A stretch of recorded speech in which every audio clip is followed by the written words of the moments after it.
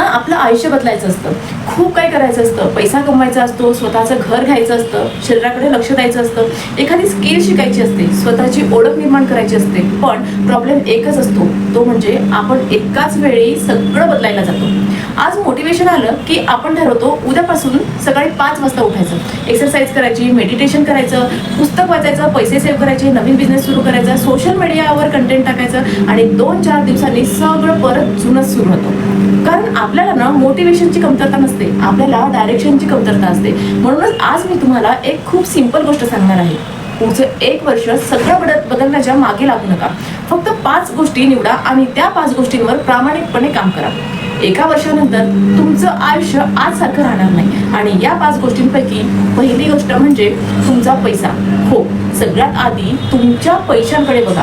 आपण किती कमवतो यापेक्षा आपण किती ठेवतो, कुठे खर्च करतो आणि भविष्यासाठी काय तयार करतो हे जास्त महत्त्वाचं आहे.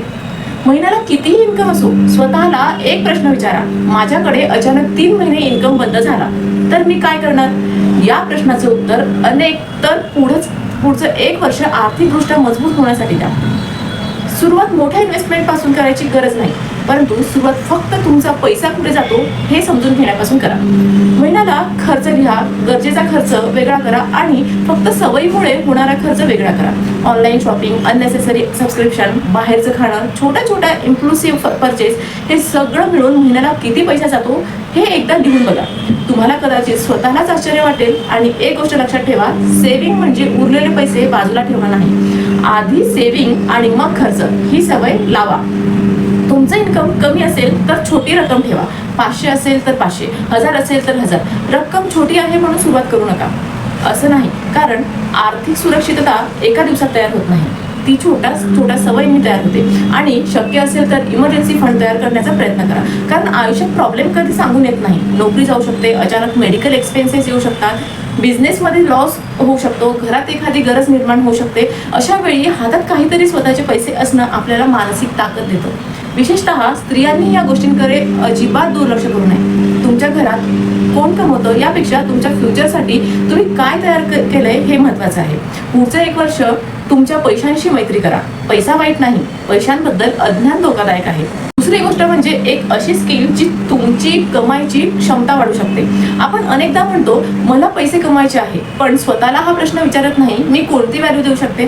पैसा हा बहुतेक वेळा स्किल आणि व्हॅल्यूच्या मागे येतो. त्यामुळे पुढचं 1 वर्ष एखादं प्रॅक्टिकल स्किल शिकायला द्या. तुम्हाला व्हिडिओ एडिटिंग आवडत असेल तर ते शिका, कंटेंट क्रिएशन आवडत असेल तर ते शिका. Canva, digital marketing, sales communication, accounting, Excel, AI tools, beauty services, cooking, teaching, designing, freelancing, तुमच्या आवडीची आणि मार्केटमध्ये उपयोगी असलेले एक स्किल निवडा.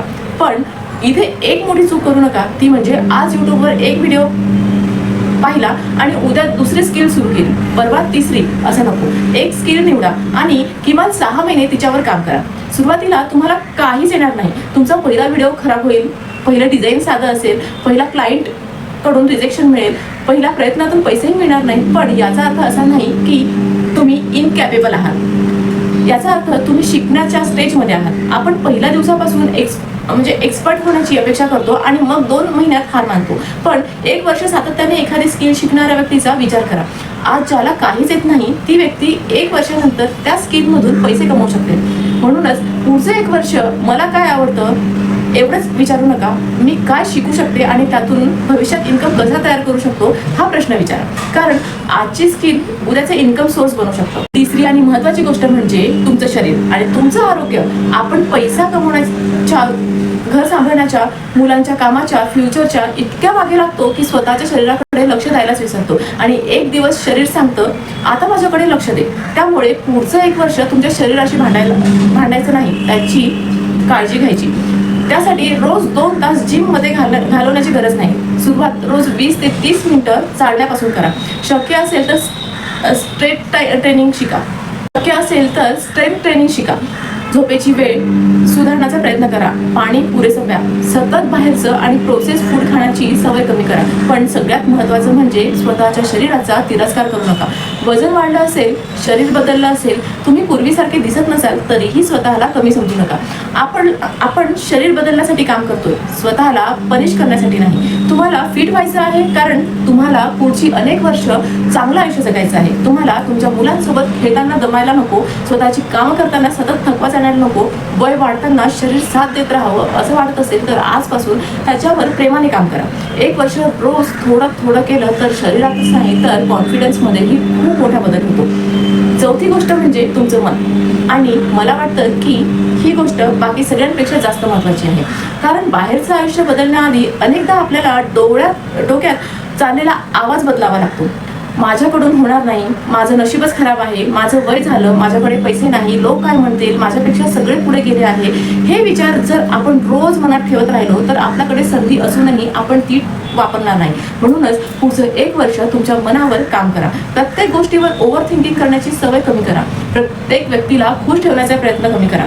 ज्यांनी तुमच्यावर विश्वास ठेवला नाही त्यांना प्रत्येक वेळी स्वतःला प्रूफ करण्याची गरज नाही. सोशल मीडियावर दुसऱ्यांचं आयुष्य पाहून स्वतःच्या आयुष्याची तुलना करणं कमी करा. कारण आपण ना दुसऱ्यांच्या हायलाईट रीलची तुलना आपल्या बिहाइंड द सीनशी करतो. कोणाकडे मोठं घर आहे, कोणाकडे महागडी कार आहे, कोण कुठे फिरायला गेलंय, कोण किती पैसे कमवतोय हे बघून स्वतःला कमी समजत राहिलो तर आपल्याला स्वतःच्या आयुष्याची किंमत कधीच कळणार नाही. तुमचा प्रवास तुमचा आहे. तुमची सुरुवात कुठून झाली हे तुमचं अपयश नाही. तुमचं आयुष्य आज जिथे आहे तिथेच पुढे न्यायचं आहे. आणि एक गोष्ट खूप मनापासून लक्षात ठेवा, स्वतःवर काम करणं म्हणजे प्रत्येक दिवशी परफेक्ट असणं नाही. काही दिवस मोटिवेशन असेल, काही दिवस नसेल, काही दिवस तुम्ही छान काम कराल, काही दिवस काहीच होणार नाही. पण दुसऱ्या दिवशी पुन्हा उठून सुरुवात करणं हाच खरा ग्रोथ माइंडसेट आहे. ही गोष्ट तुमची स्वतःची ओळख आणि तुमचं फ्युचर. विशेषतः स्त्रियांसाठी ही गोष्ट मी खूप महत्त्वाची मानते. कारण अनेक स्त्रिया आयुष्यभर कोणाची तरी मुलगी, कोणाची तरी पत्नी, कोणाची तरी आई, कोणाची तरी सून म्हणून जगतात. पण मी कोण आहे हा प्रश्न स्वतःला विचारायलाच विसरता. घर, मूल, नवरा, जबाबदाऱ्या हे सगळं महत्त्वाचं आहे. पण त्यामध्ये तुमची स्वतःची ओळख कुठे आहे, तुम्हाला काय करायला आवडतं, तुम्हाला कोणती स्किल शिकायची आहे, तुम्हाला काय काम करायचं आहे का, तुमचा स्वतःचा छोटासा बिझनेस सुरू करायचा आहे का, कंटेंट क्रिएशन करायचं आहे का, जॉब करायचा आहे का, पुढच्या 5 वर्षात तुम्हाला स्वतःला कुठे पाहायचं आहे हे प्रश्न स्वतःला विचारा. आणि उत्तर लगेच मिळालं नाही तर चालेल, पण प्रश्नच विचारायला सुरुवात करा. कारण कधी कधी आपल्याला आयुष्य बदलण्यासाठी आधी स्वतःला ओळखावं लागतं. आणि हो, स्वतःची ओळख म्हणजे फक्त करिअर नाही. तुम्ही कोण आहात, तुम्हाला काय महत्त्वाचं वाटतं, तुमच्या बाउंड्रीज काय आहे, तुमच्या आयुष्यात तुम्हाला काय स्वीकारायचं जीवन जगायचं आहे, हे सगळं तुमच्या आयडेंटिटीचाच भाग आहे. तुम्ही म्हणाल हे सगळं एकाच वेळी कसं करायचं, तर माझं उत्तर आहे सगळं एकाच वेळी करू नका. हाच तर या व्हिडिओचा मुद्दा आहे. पुढचं 1 वर्ष 5 मोठ्या गोष्टींवर काम करा.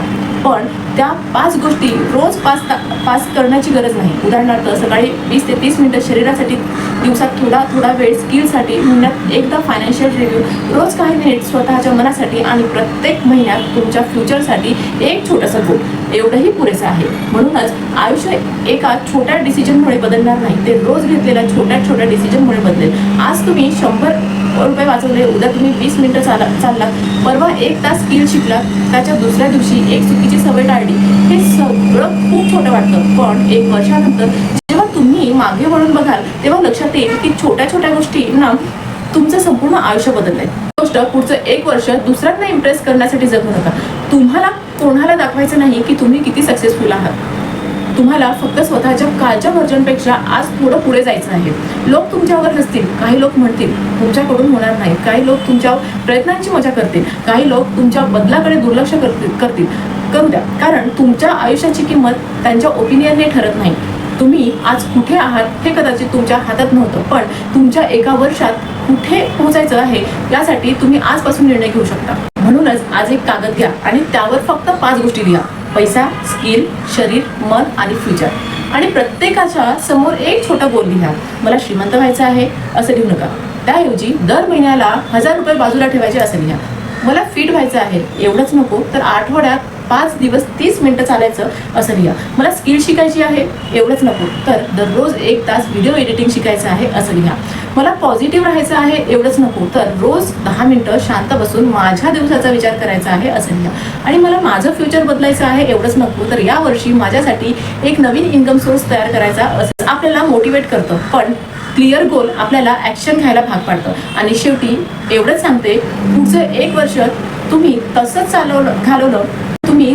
घालवलं तरी 1 वर्ष जाणारच आहे. पण प्रश्न हा नाही की 1 वर्ष जाणार आहे का, प्रश्न हा आहे की त्या 1 वर्षानंतर तुम्ही कुठे असणार आहात. आजच्या सारखेच की थोडे जास्त मजबूत, आजच्या सारखेच आर्थिकदृष्ट्या डिपेंडंट की थोडे जास्त इंडिपेंडंट, आजच्या सारखेच स्वतःवर डाऊट करणारे की स्वतःवर विश्वास ठेवणारे, आजच्या सारखेच कधीतरी करेन म्हणणारे की मी सुरुवात केली आहे असं म्हणणारे. वेळ दोन्ही परिस्थितीत जाणार आहे. म्हणूनच पुढचं 1 वर्ष फक्त लोकांना खुश करण्यासाठी, रँडम स्क्रोलिंग करण्यासाठी, दुसऱ्यांचं आयुष्य बघत बसण्यासाठी आणि एक दिवस माझंही आयुष्य बदलेल असं म्हणत घालू नका. तो एक दिवस स्वतःहून येणार नाही, तो तयार करावा लागेल. आणि त्याची सुरुवात मोठ्या पैशांनी, मोठ्या संधीने किंवा कोणीतरी येऊन मदत करण्याने होणार नाही. ती सुरुवात आजच्या तुमच्या एका छोट्या निर्णयाने होणार आहे.